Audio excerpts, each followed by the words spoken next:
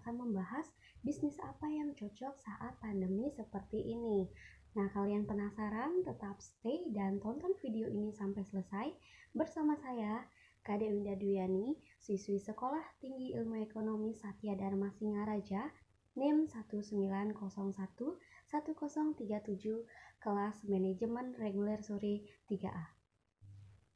Pada awal bulan Maret 2020, pemerintah sudah mengumumkan bahwa keberadaan virus COVID-19 ini merupakan sebuah pandemi, sehingga beberapa institusi seperti institusi pendidikan, mulai dari TK, SD, SMP, bahkan perguruan tinggi, institusi bisnis, komunitas sosial, dan institusi lainnya yang melakukan interaksi secara langsung agar diliburkan, dalam artian semua melakukan aktivitas di dalam rumah atau sering disebut dengan work from home. Karena semakin bulan masyarakat yang terjangkit virus COVID-19 ini semakin meningkat, langkah yang diambil oleh pemerintah yaitu memberlakukan pembatasan sosial berskala besar atau sering disebut dengan PSBB. Namun setelah itu, pemerintah kembali mengeluarkan kebijakan baru bahwa masyarakat boleh melakukan aktivitas. Hal itu salah satunya guna untuk menjaga stabilitas ekonomi masyarakat. Karena sebelumnya, pemerintah meminta seluruh masyarakat untuk tetap beraktivitas di rumah guna untuk mencegah penyebaran COVID-19 makin meningkat. Untuk ini, sebagian masyarakat sudah diperkenankan untuk bekerja dan melakukan aktivitasnya kembali, sekaligus dalam rangka menyambut new normal. New normal adalah perubahan perilaku untuk tetap melakukan aktivitas normal, namun tetap melaksanakan protokol kesehatan yang sudah ditetapkan oleh pemerintah. Lalu apa saja protokol kesehatan yang harus ditaati oleh masyarakat? Yang pertama, mencuci tangan. Jadi masyarakat setelah melakukan aktivitas wajib mencuci tangannya menggunakan air bersih dan sabun, atau bisa menggunakan hand sanitizer. Dan yang kedua, masyarakat saat bekerja di luar rumah atau melakukan aktivitas di luar rumah wajib menggunakan masker. Jika masyarakat menggunakan masker medis, itu wajib digunakan 1 kali sehari. Nah, setelah digunakan harus dibuang ke tempat sampah. Yang ketiga, menjaga jarak. Guna untuk mencegah penularan virus COVID-19 dari orang ke orang lain, wajib melakukan jaga jarak 1 meter. Setelah ditetapkannya protokol kesehatan ini, masyarakat berbondong-bondong untuk membeli hand sanitizer bahkan masker, sehingga telah terjadinya krisis masker yang membuat masyarakat panik untuk membeli masker karena stok masker semakin menipis. Karena permintaan masyarakat semakin meningkat sedangkan persediaan masker semakin menipis, membuat harga masker semakin melonjak meningkat.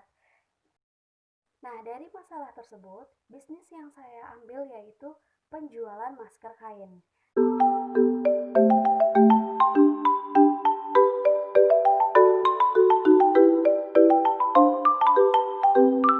Nah, ini sangat membantu masyarakat. Karena jika masker medis yang bisa digunakan hanya 1 kali sehari saja, nah untuk masker kain ini bisa digunakan berhari-hari, namun dengan tetap menjaga kebersihannya. Caranya yaitu saat penggunaan masker tersebut dalam 1 hari itu harus selalu dicuci. Namun bisa digunakan di hari-hari berikutnya, berbeda dengan masker medis.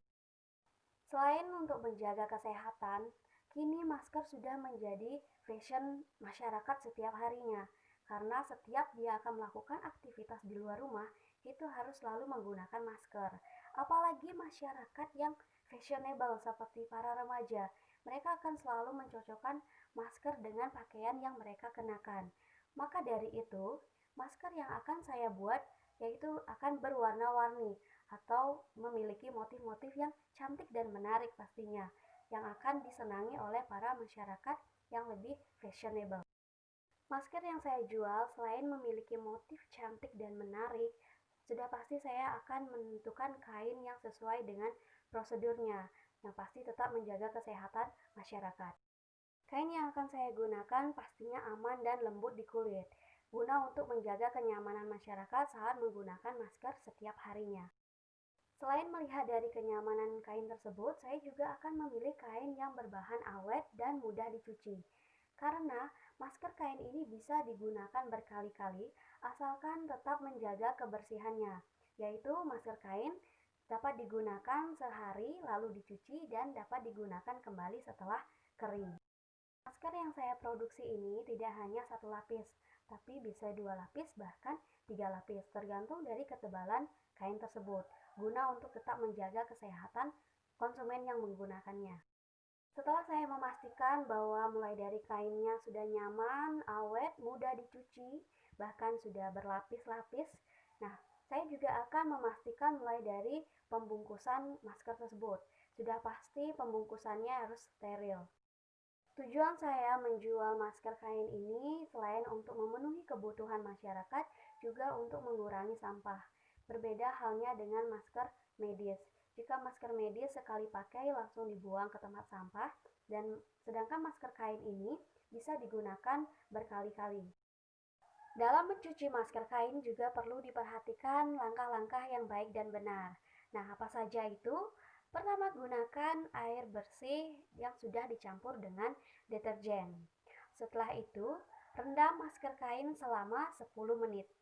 Nah, setelah 10 menit, tekan masker kain secara perlahan, jangan terlalu dikucek secara cepat agar tidak merusak serat kain dalam masker tersebut. Nah, setelah itu bersihkan masker kain dengan air yang bersih, jangan sampai ada sisa deterjen yang tertinggal di dalam masker kain tersebut.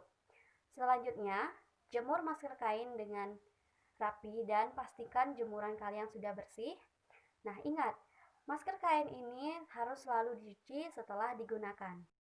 Pemasaran masker kain yang akan saya jual itu by online maupun offline. By online saya akan menggunakan sosial media karena sebagian besar masyarakat sudah memiliki sosial media dan pasti menggunakan sosial media. Dan juga by offline saya akan menjual di warung-warung terdekat.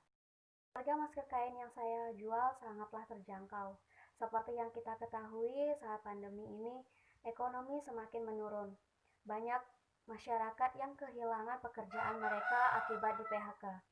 Selain itu, walaupun masih bekerja, masyarakat juga mendapatkan penghasilan yang berkurang, tidak seperti saat normal lalu. Sehingga saya mematok harga untuk masker kain yang saya jual sangatlah terjangkau. Adapun panduan dalam menggunakan masker dengan baik dan benar. Apa saja? Yang pertama, sebelum menggunakan masker, cuci tangan Anda terlebih dahulu menggunakan air bersih dan sabun pencuci tangan. Jika tidak ada sabun pencuci tangan, bisa gunakan cairan yang berbasis alkohol. Kedua, gunakan masker dan pastikan sudah menutupi mulut dan hidung, dan pastikan tidak ada sela antara wajah dan masker. Saat penggunaan masker, jangan sampai tangan menyentuh masker.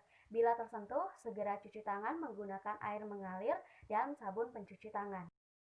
Masker kain maksimal digunakan selama 4 jam dan segera diganti apabila masker basah ataupun lembab. Itu silakan ganti menggunakan masker yang baru. Masyarakat disarankan membawa beberapa masker bersih saat beraktivitas. Untuk membuka masker, silakan buka dari belakang secara perlahan-lahan dengan menyentuh bagian talinya saja. Hindari jangan sampai terkena wajah ataupun pakaian. Lalu, pisahkan masker kain yang sudah digunakan dengan barang bawaan lainnya. Bisa dimasukkan ke dalam kantong plastik ataupun kantong kain yang dibawa. Setelah sampai di rumah, ingat cuci dengan bersih. Penggunaan masker akan efektif apabila kita juga mengikuti protokol kesehatan lainnya secara disiplin.